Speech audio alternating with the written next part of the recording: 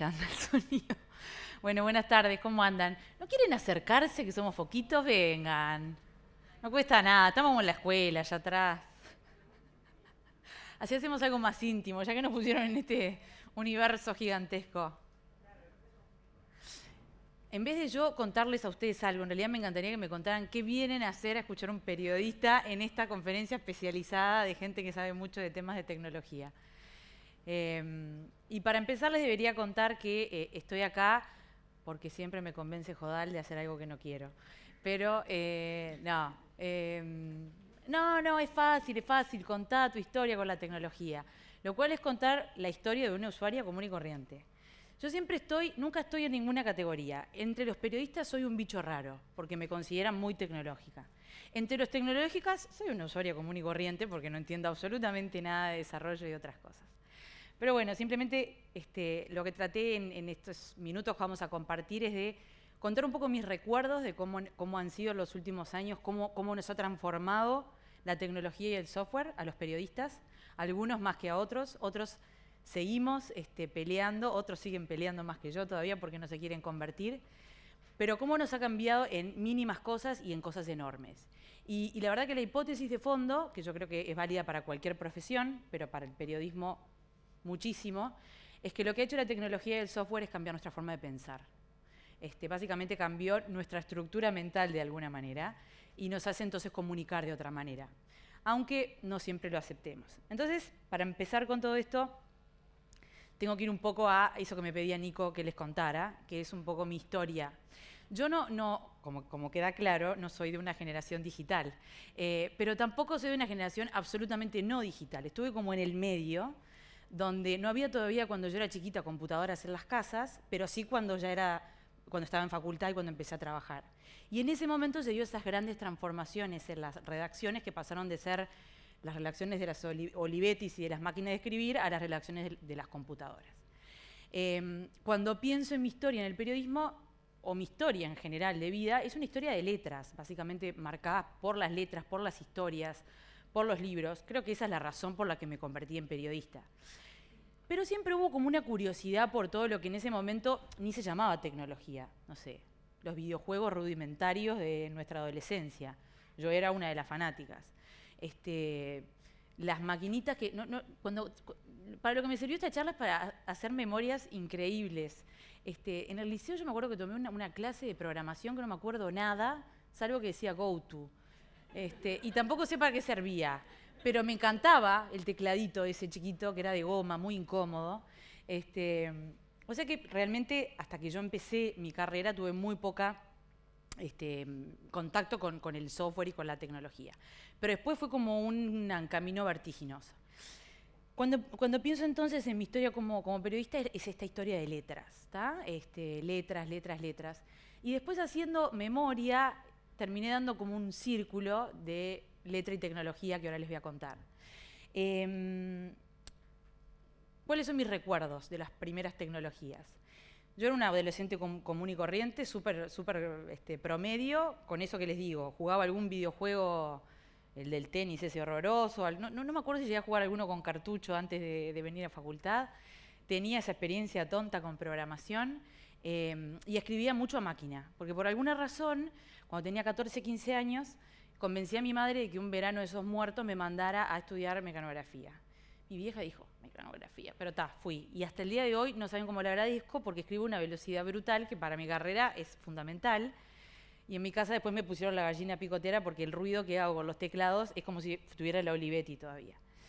Lo único que me diferenciaba de adolescente promedio en esa época era que yo me vine a estudiar de afuera, yo vivía en Piriápolis, era que me traje un estuchecito de cuero verde que tenía una Olivetti portable, que yo amaba esa Olivetti, que era de mi abuelo, que creo que era muy parecida a esta. Yo no la encontré porque ahora mi madre estaba de viaje, pero seguro que ella la tiene guardada, porque no me la quería prestar, porque decía que la iba a perder en el bondi o que le iba a romper. Bueno, yo amaba esa máquina, me encantaba el olor al cuero, y por supuesto no me imaginaba que algo muy pronto la iba a venir a sustituir y la iba a venir a...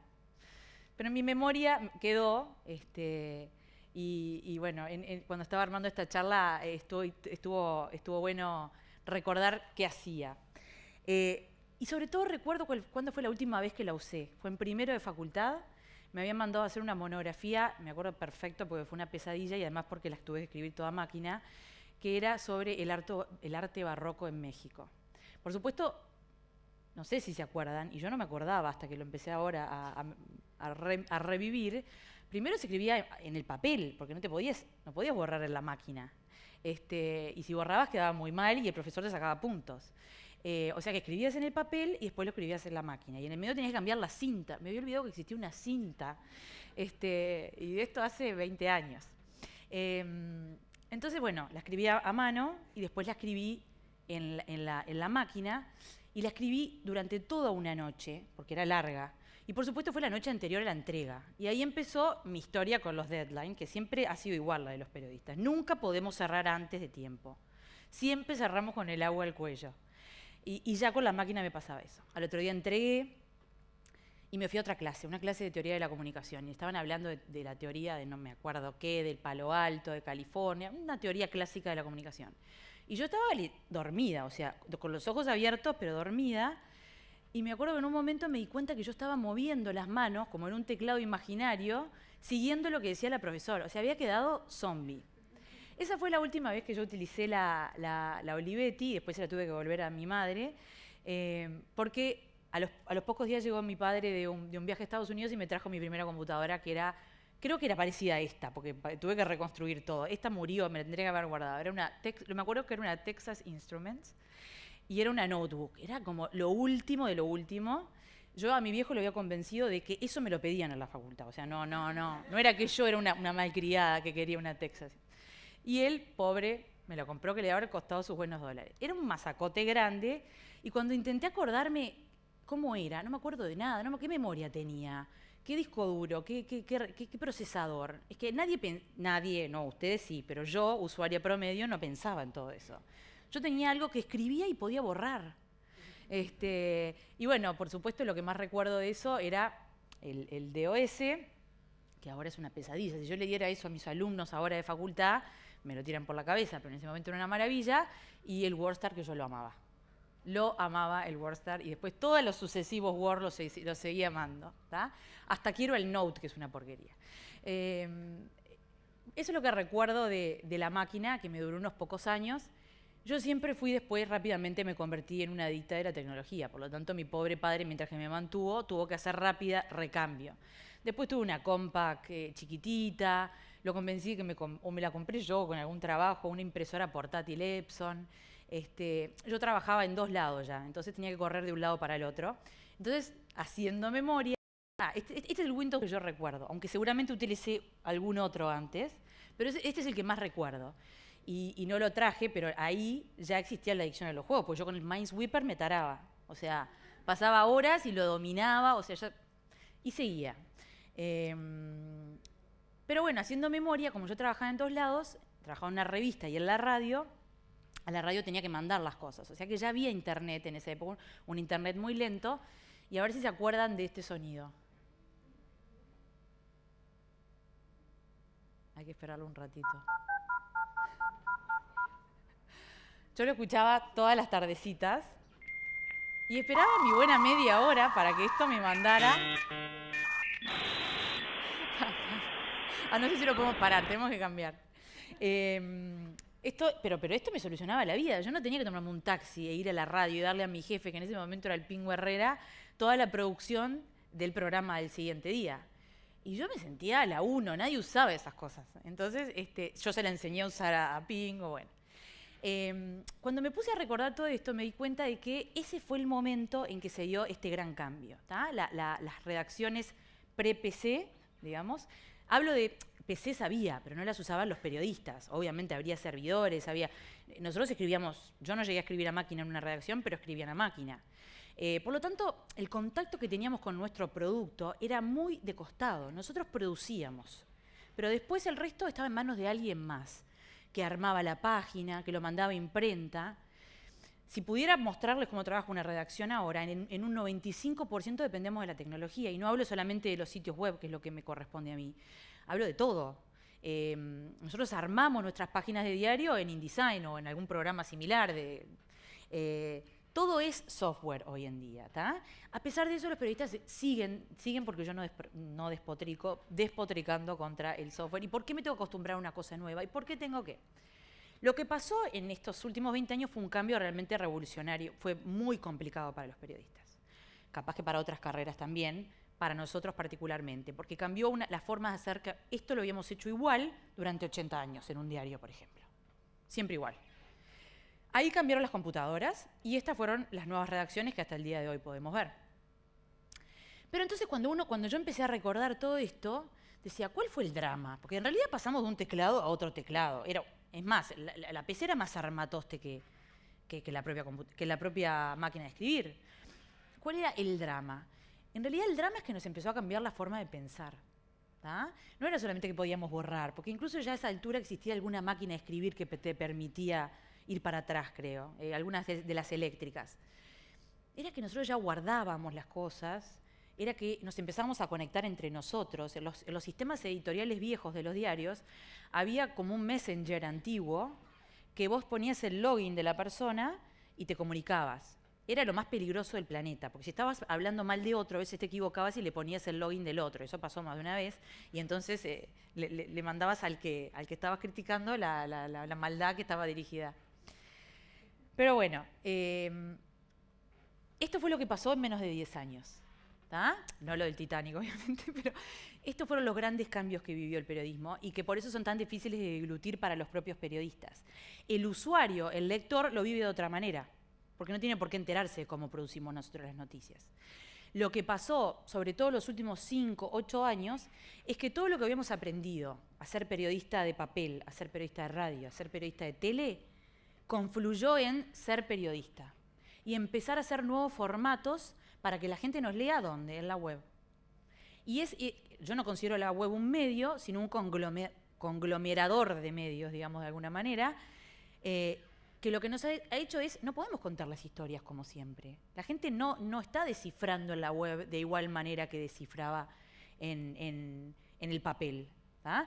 Pero al mismo tiempo seguimos creando esos medios viejos. Yo me encontré en los últimos años justo en esa disyuntiva. ¿tá? Para mí fue súper excitante, porque me gusta probar absolutamente todas las tecnologías nuevas. Para otras personas no lo ha sido tanto y todavía nos seguimos acostumbrando y todavía seguimos haciendo mal las cosas. Pero cuando estaba preparando esto también me puse a pensar un poco cómo los seres humanos no aprendemos de nuestra propia historia, ¿no? Porque si uno va a ver hacia la historia, está llena de repeticiones, de paradojas también, pero de repeticiones está llena. Y podríamos haber aprendido que todo esto contra lo que ahora despotricamos, o contra lo que despotricamos en los últimos 10 años, ya le había pasado a otros. Cuando nos enfrentamos a la historia, después les voy a mostrar un libro que estuve leyendo estos días y que me inspiró un poco para basarme en esto, hay 3 claves que las encontramos en todas las evoluciones, sobre todo en las evoluciones que producen disrupción, es decir, las incómodas. ¿Qué son? Resistencia, aparece algo, nos resistimos. Casi siempre nos resistimos. No digo ustedes, ¿no? Ustedes son una casta aparte, la gente común y corriente. Nos resistimos. Luego empezamos a adoptarlo, despacito. Primero generalmente la gente con dinero, porque estas tecnologías son diferentes, o la gente de determinada élite. Luego los jóvenes suelen ser los early adopters, y después eso se hace masivo. Y luego vamos adaptando esas tecnologías a cómo nos sirven. ¿ah? En esto de que mi historia tiene que ver con las letras y tiene que ver con las propias historias, lo que me puse a pensar es que en realidad la primera tecnología disruptiva que cambió la forma de comunicarnos fue la propia escritura. No fue una tecnología en el sentido de que se generó sí se generó un código, perdón. No se generó, digamos, un desarrollo, pero la escritura fue una tecnología súper disruptiva y muy rechazada en su época. Nació en la Mesopotamia hace 5.000 años, ¿y quién la hizo nacer? ¿Alguien sabe? ¿Por qué salió la...? ¿Era porque el ama de casa quería hacer la lista de compras? No, fue porque los mercaderes de la Mesopotamia necesitaban una herramienta para dejar sentados sus tasas y sus precios, y lo hacían entonces con grabados en arcilla. ¿tá? Casi todas si uno ve, por eso digo lo de las historias y las repeticiones, si uno va a buscar la historia, encuentra eso, los grandes cambios, la fotografía, el teléfono, la computación, hasta el propio Internet, tienen raíces económicas. después terminan difundiéndose en el resto de la sociedad. Pero los empiezan una pequeña élite y se dan esas tres claves. Cuando digo que era una tecnología disruptiva, es que tenía sus contras. Este señor, que nadie puede decir que no fue un genio y un gran pensador, odiaba la escritura. Porque decía que iba a terminar con la maravillosa potencial de nuestra memoria. De hecho, lo hizo.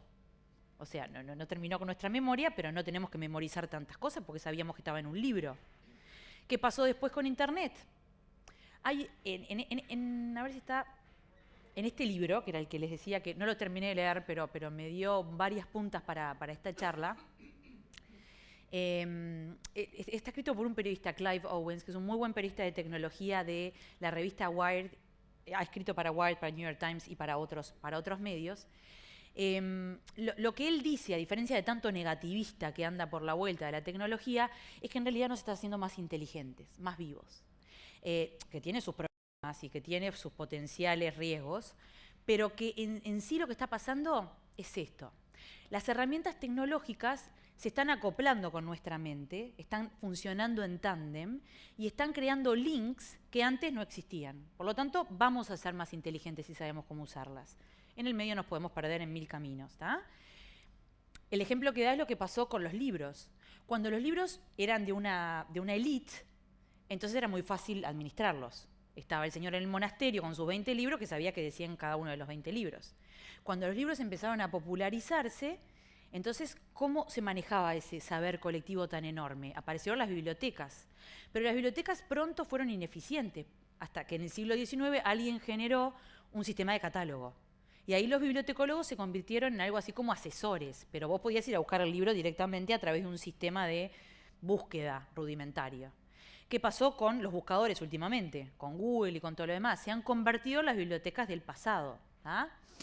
Esto es lo que, perdón que lo traje en inglés, no me di cuenta. Lo que dice este Clive Owens es que estas herramientas, ahí no leo nada, así que me vengo para acá, es que estas herramientas nos hacen incluso a los amateurs, y de esto se trata esta charla de amateurs, radicalmente más inteligentes de lo que lo podríamos ser solos, asumiendo, y esta es una gran asunción, dice él, que entendemos cómo funcionan estas herramientas digitales. Y ahí está el problema de los periodistas, ¿no? Al que después vamos a volver. En su mejor faceta, digamos, las herramientas digitales nos ayudan a ver más, a retener más y a comunicar más. Y después están también las posibles consecuencias negativas. Pero él dice que lo que se está dando ahora es lo que durante toda la historia se dio y se llamó el síndrome de la punta de la lengua. Lo tengo en la punta de la lengua. ¿Vieron cuando pasa eso que da una rabia imponente? Porque vos lo sabés, pero no te lo acordás y sabés que te va a salir en algún momento. Lo tengo en la punta de la lengua. ¿Tá? Ese síndrome de la punta de la lengua hoy está casi eliminado por Google. Porque antes de tomarme el trabajo de recordarlo, lo voy a buscar a Google. ¿Eso significa que somos más nabos? No. Yo creo que no, pero bueno, podemos discutirlo. Hay gente que lo discute y lo están estudiando los neurocientíficos, ¿tá? Lo que significa es que sabemos que ahí tenemos un reservorio. Otros reservorios los vamos a seguir teniendo en la mente, ¿tá? Me pareció súper interesante porque esto es lo que nos ha pasado a los periodistas. En 15 años pasamos de guardar todo en carpetitas de papel que nunca más íbamos a consultar, porque obviamente, ¿cómo iba a encontrar yo algo en una torre así? ¿Ah? Cuando yo empecé a trabajar en la primera redacción llena de computadoras, que era la revista 3, fue 96, una cosa así, existía, bueno, era lo que les decía, existía ya Internet. Pero nadie imaginaba lo que iba a ser Internet. Internet era algo que uno entraba a través de una cosa que se llamaba Altavista y buscaba algo. Había que buscar algo porque estaba de moda. Pero después ibas y le pedías a la bibliotecóloga que te buscara la carpeta de investigación. ¿Ah? Nos tomó varios años darnos cuenta de cuál era el potencial de todo eso. ¿Ah? Lo que pasó en menos de un siglo es toda esta disrupción. Que yo a veces me enojo con mis colegas, con mis compañeros, porque se niegan a ver lo que está pasando, pero está salado también, ¿no? Lo que pasó en pocos años. ¿Ah? Tuvimos que acostumbrarnos a cambios muy grandes. Igual, lo que se dio en todos estos cambios es siempre lo mismo. Recuerden esas tres claves: revolución, adopción y adaptación. Cuando salió el telégrafo, uno de los grandes propietarios de periódicos dijo, se terminaron los diarios. ¿Quién va a querer leer un diario si ahora tengo una especie de telefax que me dice todas las noticias? No solamente no se terminaron los diarios, sino que en realidad se hicieron mucho más interesantes, porque a través del telégrafo se crearon las agencias de noticias que nos hacían llegar las noticias, no al instante, pero mucho más rápido que los 5 días que nos enteramos que necesitábamos para enterarnos que se había hundido el Titanic. ¿Ah? Capaz que 5 días ya no era mucho, pero 2 días sí. ¿Ah? Y en el camino vino esto. Y fue una verdadera revolución para los periodistas. No tengo ni idea cómo estoy de tiempo. Muy bárbaro. A todo esto nos tenemos que acostumbrar ahora. Ahí ya está la chica de 5. A todo esto nos tenemos que acostumbrar ahora. Nos tenemos que acostumbrar a cómo manejar estas nuevas tecnologías. Y no estoy hablando solamente del software tradicional, no de Office y todo eso, sino de nuevas herramientas multimedia que nos permiten construir las historias de otra manera. Yo al final de esta presentación, que se la voy a dejar a Nicolás, les pongo una cantidad de links de cosas buenas que se están haciendo en el periodismo, porque cambió nuestra forma de pensar. No voy a tener tiempo de mostrárselas más que las portadas, pero imagínense que nosotros pasamos de tener que pensar cómo se hacía una página, papel, armándola con un corto y pego, porque de verdad se hacía con corto y pego, y eso después iba a imprenta, a armarla en una computadora. Y ahora armamos nuestros sitios web con gestores de contenidos donde movemos módulos.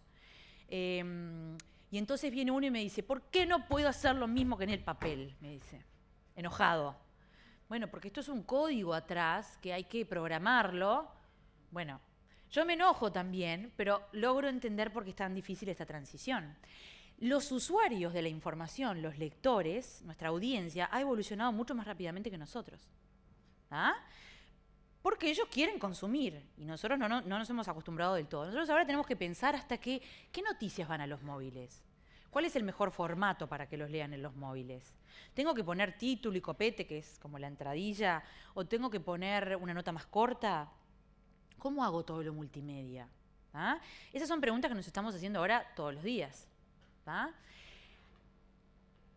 Lo que no nos hemos dado cuenta, o muy pocos periodistas nos hemos dado cuenta, es que en realidad todo este cambio nos ayudó a pensar, a repensar la forma en que hacemos periodismo, pero nos dio mucho más control. Nosotros, no tanto probablemente mi generación, pero la generación anterior vivía en una nube. Eran periodistas que se relacionaban con periodistas y con sus fuentes.